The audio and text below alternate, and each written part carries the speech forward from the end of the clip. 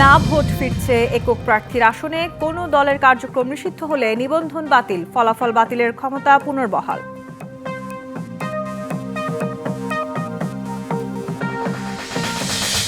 বর্তমান আইনশৃঙ্খলা পরিস্থিতির মধ্যেই সুষ্ঠু নির্বাচন সম্ভব, দাবি স্বরাষ্ট্র উপদেষ্টার। মাঠে থাকবে ৮০,০০০ সেনা সদস্য।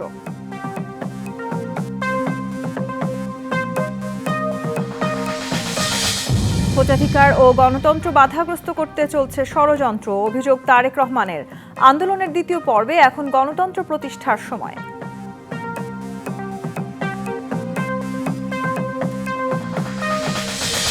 জুলাই ঘোষণাপত্রে অর্ধসত্য তুলে ধরার অভিযোগ ডক্টর দেবপ্রিয়র। ১ বছরে দুর্নীতি লুটপাট থামাতে পারেনি সরকার, বন্ধ হয়নি অর্থ পাচার। রাজধানীর মৌচাকে গাড়ি থেকে মৃত উদ্ধার, দুজনের বাড়ি নোয়াখালী। হাসপাতালে এসেছিলেন রোগী নিতে সম্পর্কে চাচাতো ভাই।